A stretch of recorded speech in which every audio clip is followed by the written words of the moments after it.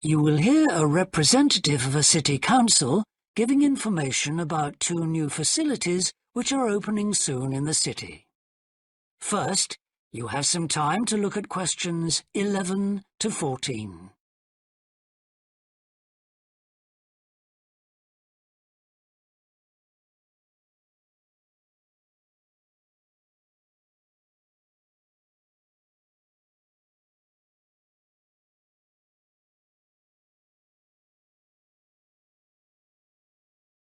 Now listen carefully and answer questions 11 to 14. Good morning. I'm very pleased to have this opportunity to say a little about 2 exciting new developments in the city: the Brackenside open-air swimming pool and the Children's Adventure Playground in Central Park.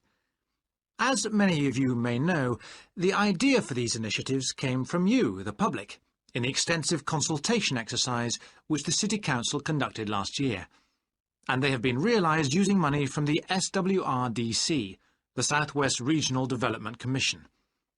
First of all, Brackenside Pool. As many of the older members of the audience will remember, there used to be a wonderful open-air pool on the seafront 30 years ago, but it had to close when it was judged to be unsafe.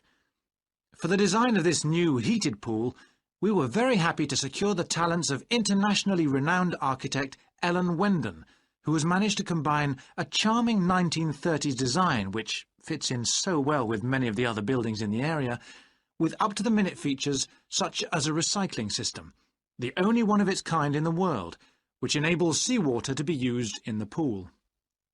Now, there's been quite a bit of discussion in the local press about whether there would be enough room for the number of visitors we're hoping to attract, but the design is deceptive, and there have been rigorous checks about capacity. Also, just in case you were wondering, we're on schedule for June the 15th opening date, and well within budget, a testimony to the excellent work of local contractors Hickman's. We hope that as many people as possible will be there on June the 15th. We have engaged award-winning actress Coral White to declare the pool open, and there'll be drinks and snacks available at the poolside. There'll also be a competition for the public to decide on the sculpture we plan to have at the entrance. You will decide which famous historical figure from the city we should have. Before you hear the rest of the talk, you have some time to look at questions 15 to 20.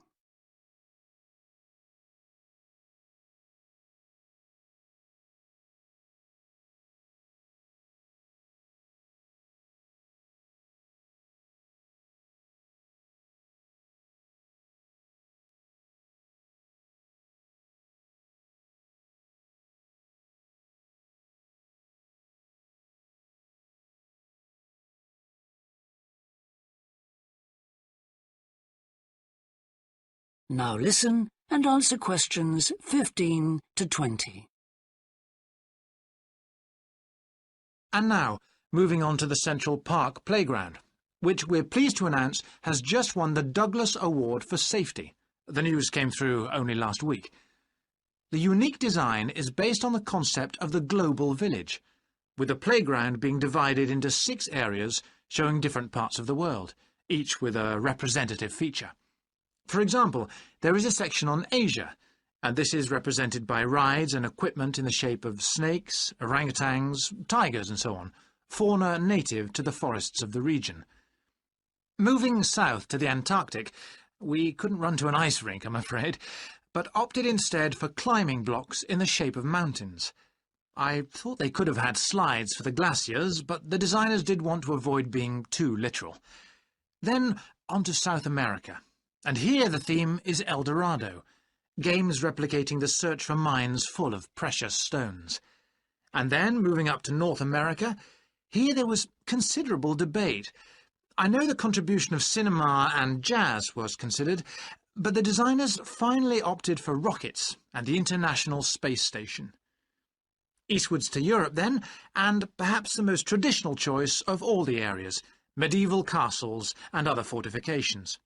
Then last but not least, moving south to Africa, and a whole set of wonderful mosaics and trails to represent the great rivers of this fascinating and varied continent. Now, the opening date for our global playground is the 10th of July. And again, we'd love to see you there. So, make a date and come and see this magnificent, original new amenity right in the heart of the city. You'll have half a minute to check your answers.